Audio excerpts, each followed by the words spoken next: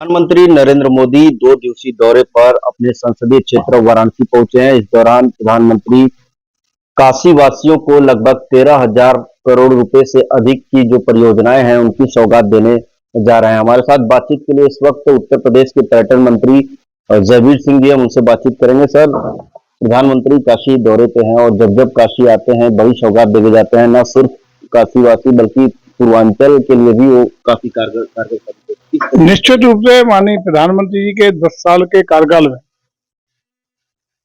से पूरे देश के हालात, आर्थिक व्यवस्थाएं, मान सम्मान पूरे देश का बदला है। और चूंकि काशी उनका अपना निर्वाचन क्षेत्र है, यहाँ के सांसद हैं, तो यहाँ की चिंता करना माननीय प्रधानमंत्री जी शीर्ष प्राथमिकता पर रखते हैं। और उसी के दृष्टिगत जब भी काशी आते हैं, माँ गंगा उन्हें बुला लेती है, तब निश्चित रूप से कोई न कोई बड़े सोपान, बड़ी सौगात यहाँ के लिए दिए के जाते हैं। और काशी का इन 10 सालों में पूरी तरह कायाकल्प हो गया है। अकेला काशी नहीं, उत्तर प्रदेश का जो परफेक्शन था, उत्तर प्रदेश के बारे में जो धारणा थी पूरे देश और दुनिया में, वो पूरा बदल के इन 10 सालों में हो गया है। पिछले 17 के बाद आदरणीय मोदी के नेतृत्व में सरकार बनने के बाद उत्तर प्रदेश जिस तरीके से लॉ एंड ऑर्डर के लिए, इंफ्रास्ट्रक्चर डेवलपमेंट के लिए, परफेक्शन बदलने के लिए पूरा वातावरण बदला है। पहले दंगाइयों का प्रदेश, दंगों का प्रदेश, अपराधियों का प्रदेश, इसकी पहचान थी। लोग यहाँ आना पसंद नहीं करते थे, निवेश तो बहुत दूर की बात थी। लेकिन आज उत्तर प्रदेश के इन 7 सालों में जो हालात बदले हैं, जो स्थितियां परिस्थितियां बदली हैं, जो लोगों की धारणा बदली है, परफेक्शन बदला है, न सिर्फ हिंदुस्तान में बल्कि विदेश की धरती पर। उसी का कारण है कि आज आप देख रहे होंगे कि 40 लाख करोड़ के निवेश प्रस्ताव ग्लोबल इन्वेस्टर समिट में प्रस्तुत हुए थे। उसके सापेक्ष 10 करोड़ से अधिक के प्रस्ताव अभी आदरणीय मोदी के कर कमलों से शिलान्यासित हुए हैं।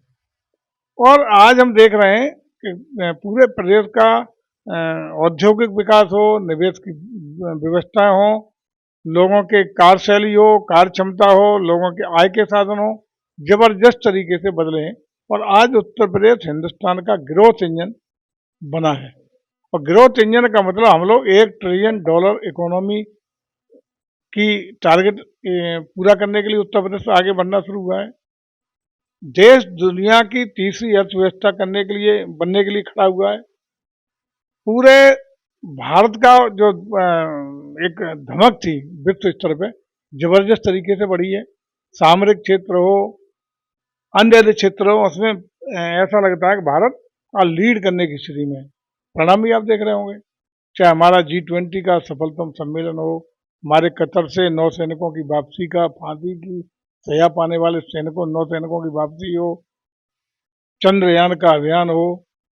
आज भारत की बात को विश्व का कोई देश हल्के में नहीं लेता। बहुत विश्वसनीयता, साख और वजन पूरी दुनिया में भारत का बड़ा है। आज हम अनुग्रहित हैं काशी के लोगों को एक ओजस्वी, तेजस्वी सांसद के रूप में यहाँ चुन के जिनको भेजा, वो आज देश और दुनिया में अलग अपनी पहचान बना चुके हैं। आदरणीय मोदी जी को गर्व है काशी पर, और काशी को गर्व है आदरणीय मोदी जी पर, जिन्होंने काशी का कायाकल्प करके रख दिया है। और मैं समझता हूँ कि काशी की कृपा पुनः होगी। 2024 में एक बार पुनः आदरणीय मोदी जी काशी का आशीर्वाद लेकर के तीसरी बार प्रचंड बहुमत के साथ देश के प्रधानमंत्री बनने जा रहे हैं। ऐसा निर्णय देश की जनता की भावनाओं ने ले लिया। बिल्कुल सही कहा आपने। प्रधानमंत्री जब जब काशी आते हैं एक उनका काशी वासियों से लगाव साफ तौर पर देखने को मिलता है। लेकिन राहुल गांधी इन दिनों जो है भारत जोड़ो न्याय यात्रा उत्तर प्रदेश में लेकर चल रहे हैं। पिछले कुछ दिनों पहले वो वाराणसी में भी आए थे। उन्होंने भी यही कहा था कि मैं जो है सिर झुकाकर माँ गंगा का आशीर्वाद लेने आया हूँ। काशी विश्वनाथ मंदिर में दर्शन पूजन कर रहे हैं। जो लोग राम के अस्तित्व पे सवाल उठाते थे, आज वो मंदिर मंदिर घूम रहे हैं। क्या लगता है? ये तो आदरणीय मोदी जी की देन है। ये भारतीय संस्कृति को न मानने वाले लोग, राम का अस्तित्व को नकारने वाले लोग आज उसी रास्ते पे आ रहे हैं। सनातन संस्कृति की पूरी देश और दुनिया में जय जयकार हो रही है। ये भी तो भारतीय जनता पार्टी के और आदरणीय मोदी के ही प्रभाव, प्रताप और कार्यशैली का ही परिणाम है। क्या वो पार्टी जो राम का न्यायालय में शपथ पत्र दाखिल करके वजूद मानने से इनकार करती हो, वो मंदिर मंदिर घूमने का, टहलने का, माँ गंगा का आशीर्वाद लेने का ढोंग कर रहे हो।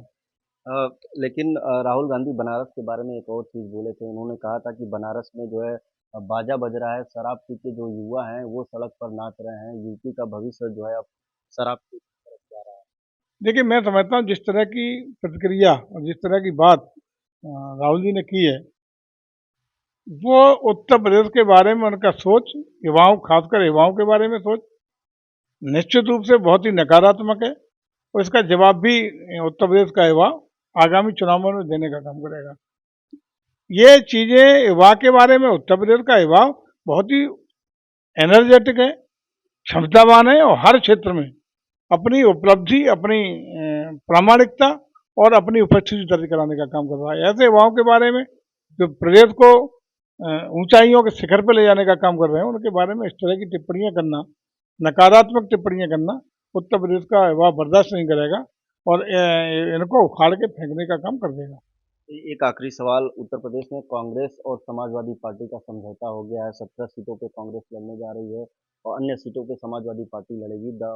ऐसा अब जो है इंडिया गठबंधन दावा कर रहा है कि इस बार उत्तर प्रदेश में जो है वो ज़्यादा से ज़्यादा सीटें लाएंगे और प्रधानमंत्री के खिलाफ अजय राय के चुनाव लड़ने के एक बार फिर जो है बात सामने।